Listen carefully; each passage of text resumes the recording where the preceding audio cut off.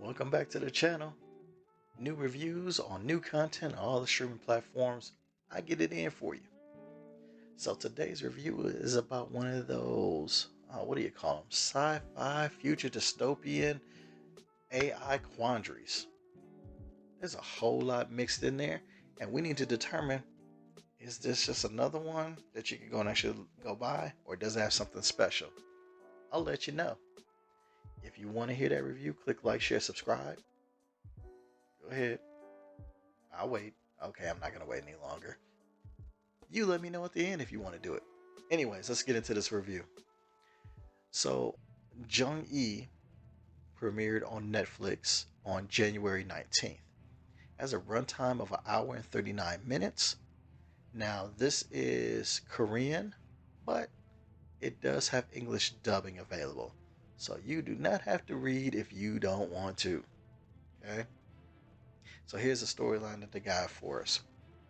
On an uninhabitable 22nd century Earth, the outcome of a civil war hinges on cloning the brain of an elite soldier to create a robot mercenary. Sounds exciting, right? So, who's this for? As I kind of stated in the intro there a little bit, this is an action adventure drama with sci fi elements and a future dystopian setting. This is kind of like in the realm of Ex Machina meets Edge of Tomorrow. This is that type of little bit of psychological and heart with some action in there that we can go ahead and actually vibe with in the future. So that's what we're looking at here. So about this movie, this is the last movie of actress Kang Soon Yoon, who plays So Yoon. Okay? Now she passed away in 2022, and the movie was her last performance. So she plays the main protagonist. She actually kind of shares the role with the woman who plays Jung E. So it was kind of sorrowful to hear that this was her last performance. So we'll kind of judge it and see, where it was, because if I'm gonna be honest, I mean, I don't remember seeing her in some of the Korean shows that since I've started this channel. I I've watched a lot of Korean shows now. I don't recall her being in there, but I think she was more of a movie star than she was of television or what have you. So I don't recall seeing her in there, but her portrayal in here of um, a grief-stricken daughter was very good. Okay, she plays the adult daughter of an elite soldier, Jung E, played by Kim Now, Jung E was a soldier who won many battles for a future faction of government and army, and they're fighting a war surrounding Earth and its resources.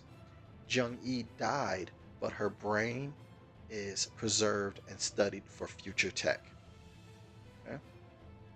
Now, while the powers that be are trying to create this perfect soldier, Sun Young is the head researcher on this project, and of course, she's trying to gain understanding of the mother that was lost when she was a young girl.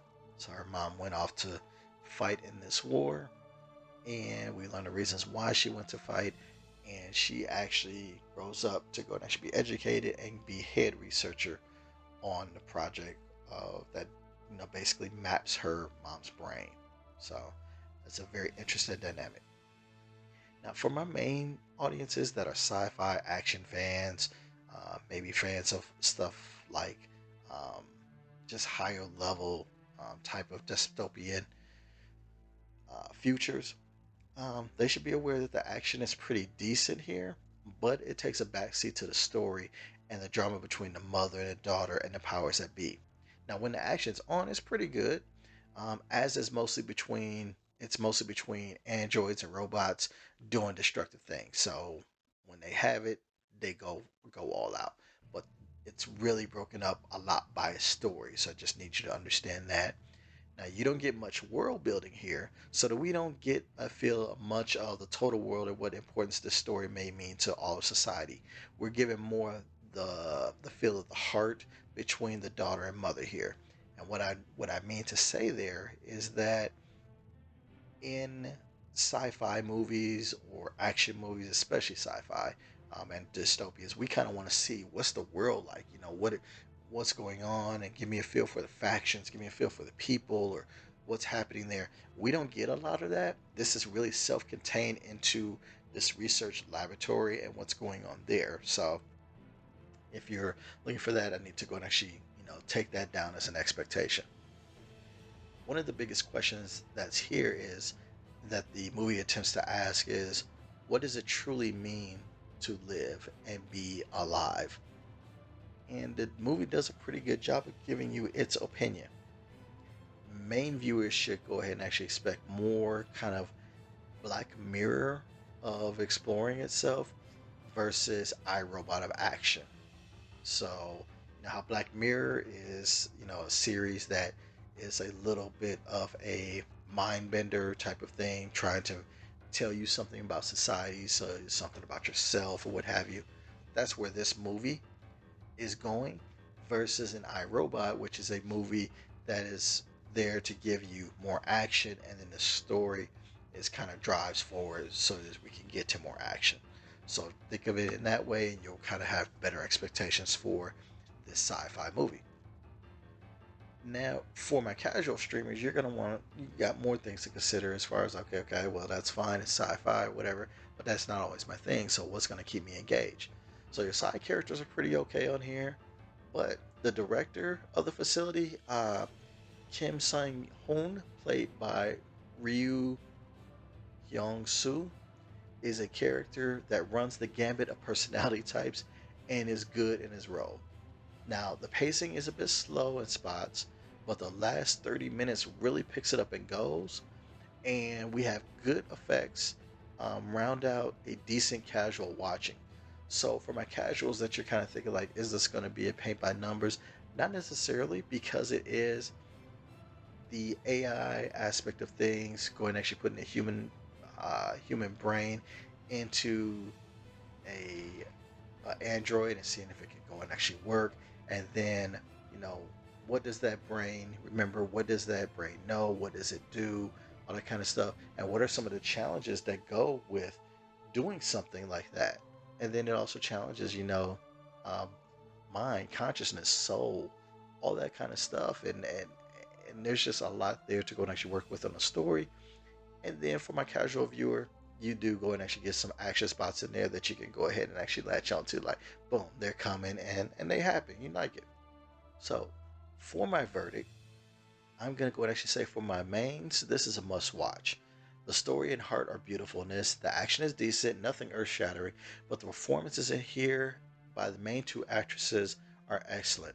There's satisfaction at the end of this that gives you hope that either it can stand alone on its own and be a great solid movie, or it could also lead to future sequels if they wanted to. Now, for my casuals, I'm not going to say it's a must watch, but it definitely is a movie that I would go and actually throw on my playlist to go ahead and actually watch pretty soon. Now, I believe there's enough story and action here to keep casuals entertained while deciding how the main actresses' performances hit your soul, because they are going to carry this movie and they're going to determine for you if it's good or not. Of the male sci-fi, or if they did enough to go ahead and actually really make you feel that story. So again, to recap, for my mains, it's definitely a must watch. For my casuals, it's a put it on the playlist. Let's watch it sometime within the next couple of months on there to see if we like that story. But that's what I have for Jung E on Netflix.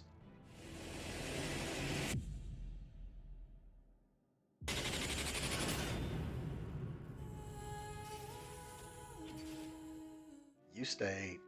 I like you now. I really like you. And because I like you, you should reciprocate that and click like. Now, if you love me, you go ahead and actually subscribe. And if it's more than that, first of all, you're a stalker, but it's okay, because as long as you're stalking the channel, we're going to be all right. Okay. But if you like that much, you need to go and actually share and get other people up on here so we can continue to get these reviews done. But as always, until the next time of my next review, I'll holler at you. Take care of yourself.